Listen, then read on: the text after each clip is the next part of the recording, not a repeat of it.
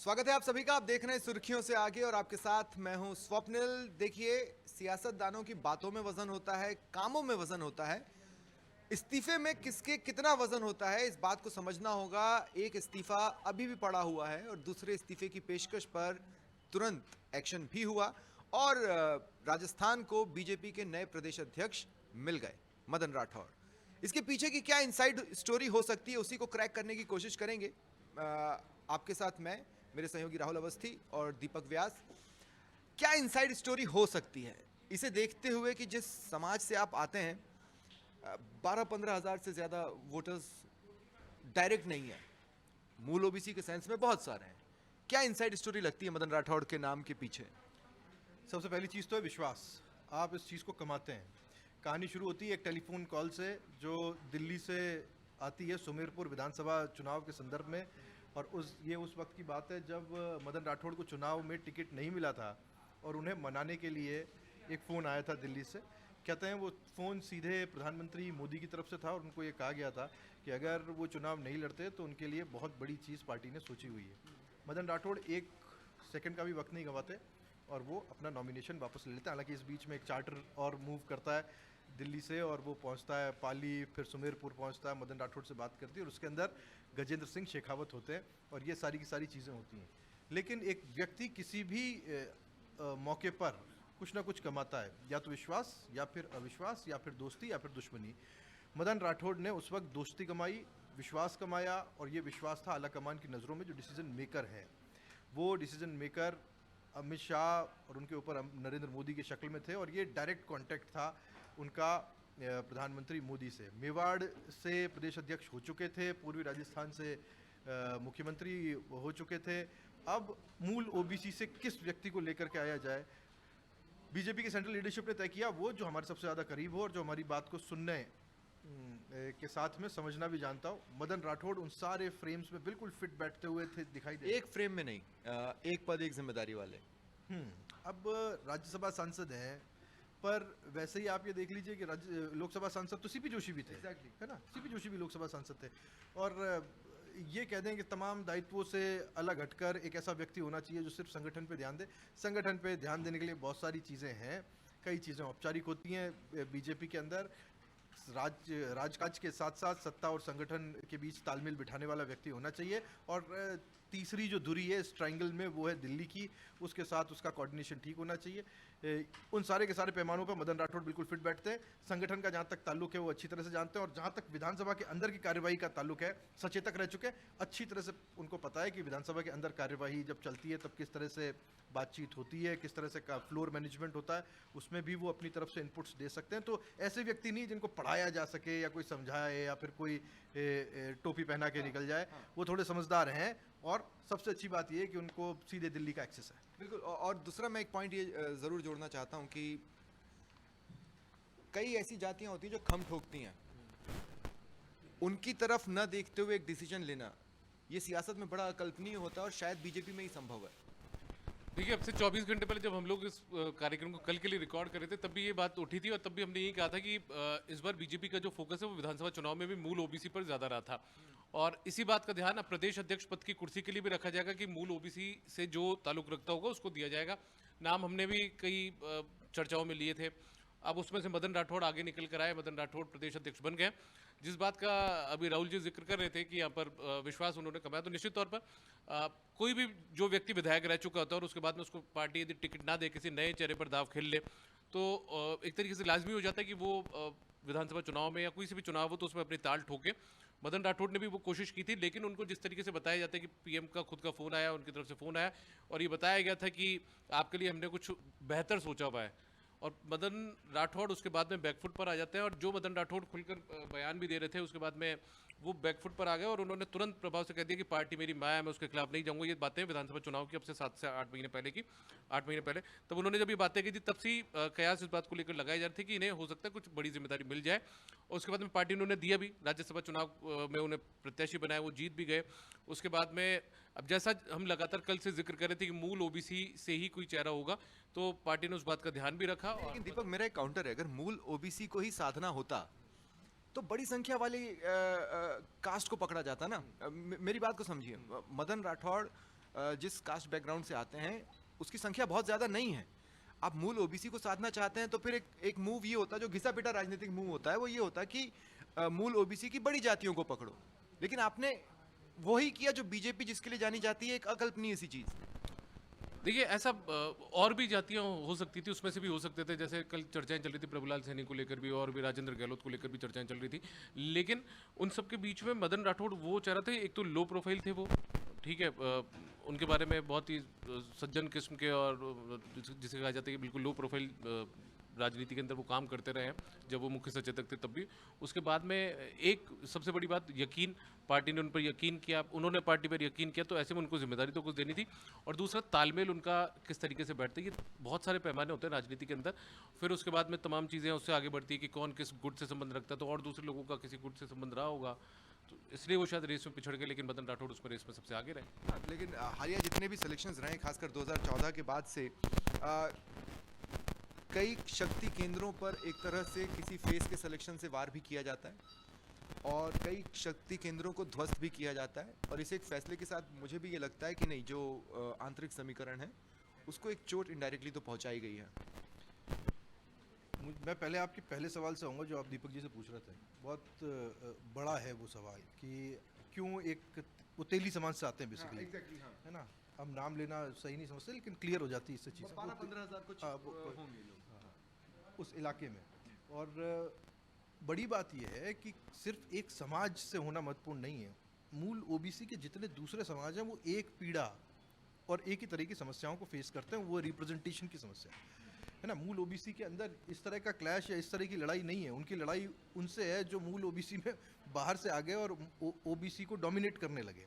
ये वो कौम है जो अपने आप को, ये सारी आप मान लीजिए सारी की सारी जितनी भी बिरादरियाँ हैं, ये सारी की सारी एक जैसी समस्याओं से ग्रसित है। इसलिए आप जैसे ही किसी एक व्यक्ति को टारगेट करते हो तो ऑटोमेटिकली बाकी सारी की सारी एड्रेस होती है। ऐसी बात नहीं है कि सैनी या जो माली कम्युनिटी है वो इस चीज़ से खुश नहीं होगी, बिल्कुल उनको कोई आपत्ति नहीं। वंचित हैं, हाशिए से बाहर हैं, उनके लिए तो ये आरएसएस फार्मूला है। ये आरएसएस फार्मूला और ये आरएसएस फार्मूला है और ये सोशल इंजीनियरिंग पे बिल्कुल फिट बैठने वाला है। और मुझे लगता है कि जो टारगेट लेकर के बीजेपी चल रही है वो दूर के हैं। उन्होंने कहीं पहले ये चीज़ तय कर ली थी और उसको एग्जीक्यूट करने का जब समय आया तो उन्होंने एक दिन के अंदर उसको एग्जीक्यूट कर दिया। लेकिन जो मैंने कहा कि क्या आपको भी लगता है कि ये इस तरह के निर्णय दरअसल आंतरिक शक्ति केंद्रों को ध्वस्त करने के लिए भी होते हैं? क्या उसकी भी कोई रे यहाँ पर दिख रही है? आंतरिक शक्ति केंद्र मोदी और शाह के एरा के बाद में वैसे ही ध्वस्त हो गए। अब देखिए इस देश में बीजेपी के भीतर कोई एक आंतरिक, हर सिलेक्शन के साथ एक शक्ति केंद्रों पर वार हुआ है। बिल्कुल हुए हैं। ये बताने के लिए भी ये होता है कि वी आर द बॉस, है ना। और एक बार फिर से वैसा ही होता हुआ दिखाई दिया। पर आप जितने भी लोग रेस में थे, आप उन सारे के सारे नामों को निकाल करके देखिए, कोई ऐसा नहीं आपको दिखाई दे रहा था जो कोई चुनौती पेश करने वाला व्यक्ति हो। ऐसा कोई भी नाम जो रेस में हम कल डिस्कस कर रहे थे इसी समय पे, एक भी नाम ऐसा नहीं था जो चुनौती दे रहा हो कि हम दिल्ली पावर सेंटर को चुनौती। अगर बीजेपी के अंदर कोई चुनौती देने वाले हैं तो वो सारे के सारे लोग अभी लेफ्ट आउट हैं, बाहर बैठे हुए हैं और शायद एक मौके का इंतजार कर रहे हैं कब वो मौका आए और हम वापस से। एक नाम के लिए ज़रूर मैं यहाँ पर कहना चाहता हूँ, वो नाम जो कुछ जोड़ रहे हैं, मैं एक नाम को यहाँ पर जोड़ना चाहता हूँ, सतीश पूनिया। मैं क्यों जोड़ रहा हूँ मैं ये बता देता हूँ, क्योंकि रिपोर्ट कार्ड के हिसाब से 4.5 साल सड़कों पर उतरकर लाठी खाने और पार्टी को लीड करने वाला चेहरा सतीश पूनिया थे। उसके बाद सीपी जोशी का एक संक्षिप्त सा, ठीक ठाक सा, ओके सा कार्यकाल बीता है और अब मदन राठौड़ आए हैं। आपके पास एक पर्सनालिटी थी जो ट्राइड एंड टेस्टेड थी, आप ही के द्वारा चुनी हुई पर्सनालिटी थी और उसने डिलीवर भी किया था। सड़कों पर जिस तरह से मोर्चे खोले जाते हैं और लिए जाते हैं उस बेसिस पर अब क्या सतीश पूनिया का कोई भी आप रोल राजस्थान की सियासत में आने वाले समय में देख रहे हैं, नहीं देख रहे हैं, क्या है? सतीश पूनिया को एक रोल दे दिया गया, वो है अभी हरियाणा। कि आप हरियाणा देखिए, हरियाणा को समझिए, अपने आप को साबित कीजिए और अपनी तरफ से नंबर लेकर के आइए। सतीश पूनिया को वहाँ पर बिजी रखा गया। एक दूसरी जो महत्वपूर्ण चीज़ है जिसके ऊपर की सबसे ज़्यादा फोकस इस वक्त होना चाहिए कि Satish Poonia tried and tested उस लिहाज से नहीं, क्योंकि जब जब उनको मौका मिला तब तब वो उस तरीके से डिलीवर नहीं कर पाए। दूसरी चीज़, आपको याद होगा कि एक बार तमाम बीजेपी नेताओं की तरफ से ये कहा गया था कि हम रामदेवरा की पैदल यात्रा करेंगे, अकेले सतीश पूनिया जाते हुए दिखाई दिए थे। एक एक्सेप्टेबिलिटी होती है। बीजेपी इस चीज़ को जानती है कि एक जाट नेता को हम प्रदेश अध्यक्ष तो बना सकते हैं, लेकिन क्या उससे हमें जाट वोट मिलेंगे जो मिलते हुए दिखाई नहीं देते। लेकिन मूल ओबीसी के साथ वैसा नहीं है कि आप अगर मूल ओबीसी को कैटर करते हो तो आप इस कम से कम दिलासे के साथ में रह सकते हो कि हाँ, आने वाले वक्त में हमें उस मूल ओबीसी का वोट पॉलिटिक्स के लिहाज से फ़ायदा होता हुआ इन फ्यूचर दिखाई देगा। ठीक है, अब मैं थोड़ी सी बात कर लेता हूँ INDIA गठबंधन की। नीति आयोग की बैठक होनी है। कांग्रेस पहले ही ये घोषणा कर चुकी है कि खासकर हम, और कोशिश ये कि INDIA ब्लॉक के शासित जो राज्य हैं वहाँ के CM इस बैठक का बहिष्कार करें। कांग्रेस का कोई CM उसमें नहीं बैठने वाला है, लेकिन ममता बनर्जी ने कहा मैं बैठूंगी, और ममता बनर्जी ने ये बताया कि हेमंत सोरेन भी जाएंगे। INDIA ब्लॉक के तौर पर ये वो ग्रेटर मैसेज नहीं दे पाता है जो कांग्रेस देने की कोशिश करना चाहती थी बजट में भेदभाव के बहिष्कार के तौर पर, क्योंकि अगर भेदभाव हुआ है तो वो बंगाल के साथ भी हुआ है, वो झारखंड के साथ भी हुआ है, लेकिन वहाँ के CM जाएंगे। वो अपने दाव को इस बात से ढक रहे हैं कि उनका ये कहना है कि अगर हम वहाँ पर जाएंगे तो हम वहाँ जाकर अपना विरोध दर्ज करा देंगे। मस्ट नहीं है किसी CM का इस तरह की बैठक में बैठना, लेकिन कम से कम होता यह है कि आप प्रदेश की एक बात वहाँ पर रख देते हो। ये मौका कांग्रेस खो देगी अपने इस स्टैंड की वजह से। दीपक, एक बार वापस से प्रश्न INDIA ब्लॉक का ये कहना था कि हम ये नीति आयोग की बैठक में शामिल नहीं होंगे, उनके CM नीति आयोग की बैठक में शामिल नहीं होंगे, लेकिन ममता बनर्जी और हेमंत सोरेन जाने वाले हैं। देखिए, मुझे लगता है कि ये एक तरीके से सरकारी बैठक है, और इसमें आप ठीक है सरकार के विरोध में, सरकार के फैसलों के विरोध में हो सकता है, नीति आयोग के फैसलों के विरोध में भी आप हो, उसका विरोध भी आप करते रहे हो, लेकिन इस तरीके की जो सरकारी बैठकें होती है जिसमें आपको राज्य का प्रतिनिधित्व करने के लिए जाना होता है, उनसे इस तरीके की दूरी नहीं बनाई जानी चाहिए, क्योंकि आपके पूरे राज्य का विकास का ढांचा जो होता है ना, आपको जो GST का पैसा मिलना, तो ये तमाम बहुत सारी चीज़ें होती माफ़ कीजिए, GST काउंसिल नहीं है वो नीति आयोग, लेकिन नीतियाँ जो बन रही है उसको लेकर डिस्कशन होना होता है, तो ऐसे में उसमें जाना चाहिए बजाय ऐसी बैठकों का, सरकारी बैठकों का विरोध करने से। लेकिन क्या इसे INDIA में फूट के तौर पर भी देखा जाए? क्योंकि जब आप हर घटनाएं NDA में फूट के तौर पर देख रहे होते हो तो INDIA में भी फूट की तरह से देखना चाहिए। आप देखिए, INDIA जो इंडी ब्लॉक है उसमें तो फूट लगातार नजर आ भी रही है। बहुत सारे फैसले होते हैं जिसको लेकर ममता बनर्जी दूरी बना लेती है। आप जैसे स्पीकर का चुनाव था, स्पीकर के चुनाव में जिनको कांग्रेस के व्यक्ति को उतारा गया था, उस समय ममता बनर्जी ने कहाँ समर्थन किया था उस बात का। और ऐसे बहुत सारे मौके आए हैं जब इंडी गठबंधन के फैसलों पर ममता बनर्जी ने सवाल खड़े कर लिए हो या उससे दूरी भी बना ली हो, तो फूट तो है उसमें। आजकल लैंग्वेज काफ़ी चर्चाओं में है, लोकसभा में भी और प्रदेश की विधानसभा में भी। खासकर पिछले कुछ घंटे काफ़ी हंगामेदार रहे हैं। सड़क छाप लैंग्वेज का इस्तेमाल सदन के भीतर किया गया। नहीं, क्या आप क्या चाहेंगे? आप जिन बात कर रहे हैं वो दरअसल क्या है कि आतन है इस तरीके के, और बहुत सारे हैं ऐसे, एक विधायक नहीं, ऐसे बहुत सारे विधायकों को मैं भी जानता हूँ। जिन आप बात करें शांति धारीवाल की, अब अभी से आप दुर्भाग्य कहिए या उनकी एक तरीके से बदजुबानी कहिए या उनकी एक तरीके से आदत कहिए, वो आतन है इस तरीके की गाली देने के। जो शब्द वो बोलते हैं और उनके मुंह पे हमेशा रहती है इस तरीके की बातें। मैं आपको एक बार यहाँ से ना 2011 के दौर में ले चलता हूँ।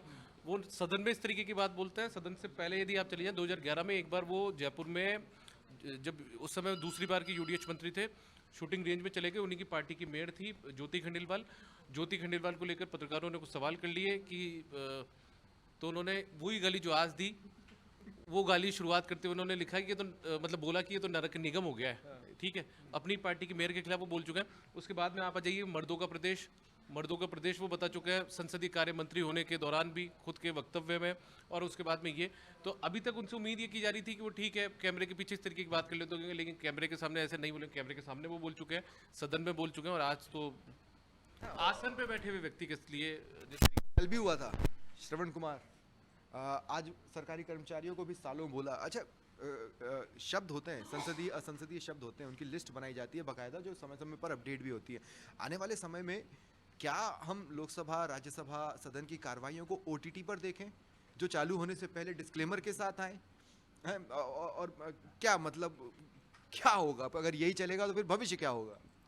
देखिए, मुझे कई बार इस बात की चिंता होती है। एक वक्त हम याद करते हैं जब हम लोग छोटे थे और हम राजनीति को देखना, परखना, समझना शुरू कर रहे होते, तब दूरदर्शन चला करता था और हम संसद की जो कार्यवाही होती थी, विधानसभा की तो उस तरीके से आती नहीं थी, लेकिन संसद की कार्यवाहियाँ आया करती थी और हम उसको बड़े ध्यान से सुना करते थे। उस वक्त संसद की अग्रिम पंक्ति को आप सुने, किस तरह की बातें होती थी, विरोध दर्ज कराने के भी तरीके हुआ करते थे और इसी तरीके से हर व्यक्ति अपनी डिक्शनरी को और अपनी शब्दावली को स्ट्रॉन्ग करता चलता था और वो ज़्यादा से ज़्यादा संसदीय होता जाता था। आज की दिक्कत ये है कि आप भी जानते हैं कि नेता इस बात से भली बात ही परिचित हैं कि अगर अभी आज तो मुझे लगता है कि वो जो फ्लो है उनके, कई लोगों के मुंह में कई तकिया कलाम होते हैं, अब उनके मुंह में वो बैठा हुआ ही है कि हर चीज़ के साथ में वो निकलना, और आज वो निकल गया।